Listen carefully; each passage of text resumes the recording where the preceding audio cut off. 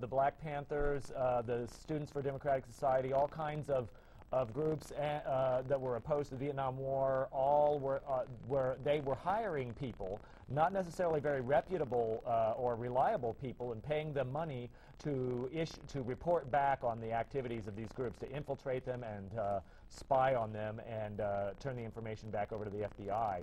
And they were doing this in groups of people. There might be 5 or 6 people who meet once a week to talk about ways to achieve peace in Vietnam, and one of them could have been a COINTELPRO guy. Right, so they could report back. Or a group would go a civil rights rally, okay, or an anti-Vietnam protest, or other things, even things that dealt with, like, issues, political issues, Cuban American groups, or pro-Castro groups, or whatever.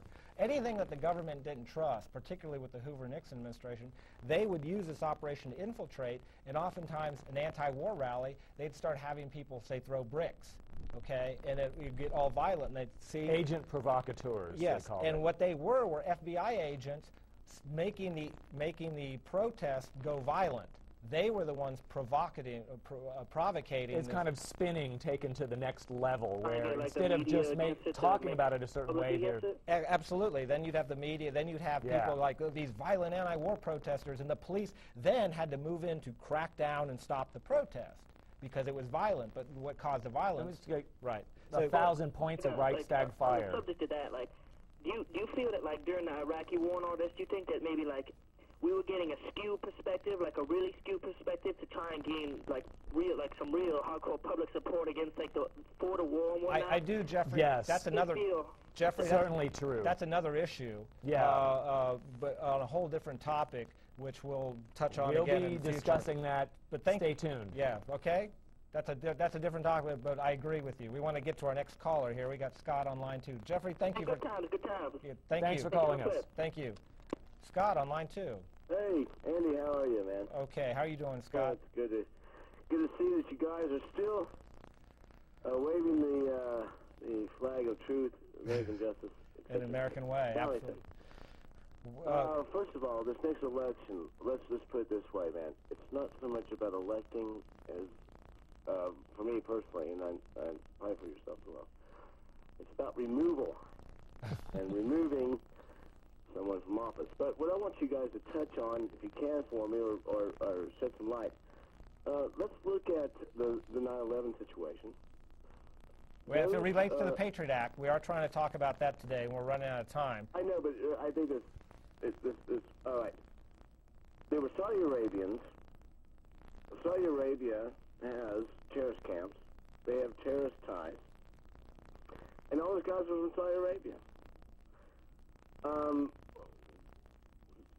My thought here is, don't you think that Saudi Arabia, the Lord God's king, passed because we're so infiltrated and Saudi, we're so married to Saudi oil and what's going on over there, the House of Saud and the House of Bush are so intertwined that they really got a pass on this?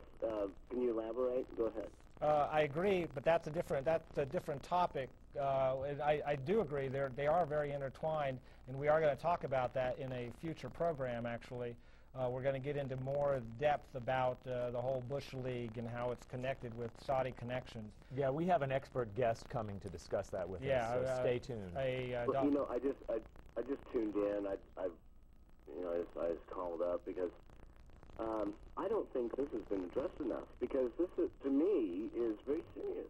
Well, it is very serious, and we intend to discuess it extensively. We're going to stick on the Patriot Act. We are trying to stay on topic today, though. Okay. Thank you, Scott. Thanks for calling. Call us back. Thank you. So we're going to we have a couple more calls, but it was just an interesting point there about just to finish up on the. I don't think I'm going to be able to finish that point because I think we're being interrupted. Well, it's been a while, but it's probably chomping at the beak to get out, and that's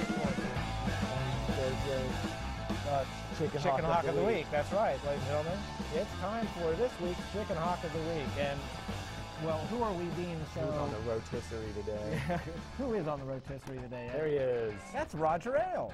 Oh, the infamous author of the Willie Horton ad. Yes, he's the former CNBC head and now the head of Rupert Murdoch's voice, voice of whatever, corporate America or something. Yeah. That's head honcho of Fox News. Roger Ailes. And he was actually the news director today of Fox News, was the former press secretary for Ronald Reagan. He was his big spinmeister. Yes, he was. Particularly, I think, in the second part of his administration, too. Yeah, he was there during the Iran-Contra Donald Reagan phase of the Reagan presidency. Well, Rupert Murdoch, you know, he was born a little longer ago. He was born back on May 15th, 1940, which would have made him, some people might think that that would make him a little too old to have made Vietnam. There he is with Geraldo Rivera, one of the. And who's that guy over there on the, ironically, over on the left? I don't know, who is that? Looks, No, on the left there. Yeah, I don't know. who is Well, that? that's Geraldo on the but right. That's definitely Geraldo on the right. That's kind one of of an Fox's most, stellar journalists. You know, he's not a corporate media whore. No, not at all. And so anyway, you've got Mr. Ailes there. Some people say it probably might not be fair for us to go after him for being a chicken hawk for particularly Vietnam, since he was an aged 24 years old when the Gulf of Tonkin thing was dreamed up, sort of the 24. Gulf of Tonkin being the weapons of mass destruction story of Vietnam. Yeah, that was the. So he didn't make it over to fight the Kong, but this is the guy whose commercials sold Richard Nixon to the American public.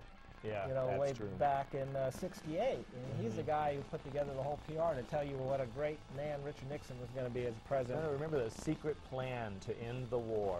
That's right. And the Ailes were there part of selling that. And that's, his whole career went downhill from there, because then it ended up being Bush's guy in the 80s after working with Reagan. And then, of course, like you said, this is the architect of the infamous Willie Horton ads. Yeah, the Willie Horton ads. Yeah. Yeah. Well, so now today, Mr. Ailes is now making sure that the news you receive is fair and balanced. Fair and balanced. So I think, Dante's probably working on a sequel to the Inferno, in order to encompass. Or a new rung down there, a little low below the lake of fire. There needs to be something, because it's going to take it to encompass a suitable fate for this chicken hawk, because this man has been a propagandist and orchestrator to make Joseph Goebbels proud for all the stuff he spun, yet for all his flag-waving, jingoistic talking point of the day, spewing America's might around the world, he happened to make sure that he never actually had to go be the tip of the spear himself of America's empire. Well, he's a philosopher king,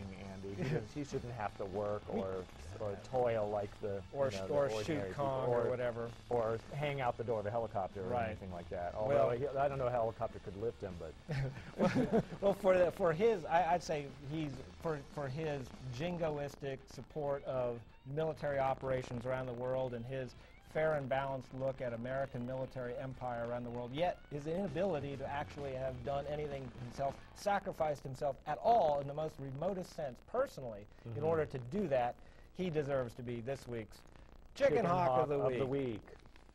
All right, thank you, Mr. Ailes. Sorry about that interruption there. Jim on line 3. Yeah, how you doing? Hello. Okay, Jim. How are you doing? Hey, I kind of just jumped into this show here, but we're talking about the Patriot Act. Here, if you might have gone over this, but I think one of the scariest parts of the Patriot Act is this library thing with the librarians. Yes. I'm not sure if you went over that or not. But we touched on it. And we'll talk more about it this weekend, probably next week as well. Yeah. But anyway, real quickly, just a scenario, and what's your opinion on this? Like, if I went to the library and I got a bunch of maybe leftist material, or if I got a bunch of stuff on the Middle East, on Islam or whatever, that would, under this act, they could possibly go in there and they wouldn't, check my records. Is that correct? Well, wouldn't you feel ashamed? I mean, shame on you for having all that horrible, evil, un-American stuff. Yeah. I don't know. Oh, I didn't mean to. I wasn't serious. He hung up. I think he thought I meant it. Oh, no, we didn't mean it. We were kidding. Facetious. Sorry, Jim. We didn't mean to lose you there. No, but he's right. Poor guy. I scared him off. Well, you can't scare him as much as this guy right here. Really scary. Now, that's scary right there. Ooh. Woo, oh. Big Brother is watching, and he's reading your library records, too, I assure you. Look at those beady eyes. I'm sure he can see every library account in the nation all simultaneously. Jim is right, man. When it comes to that, bad. It is bad. But then, like Mr. Ashcroft here says, well, there he is. He looks so innocuous there, doesn't he? That is. He almost looks human. Well, look at Is that really him? Yes, that's got that sort of undercover sort of. That's an odd.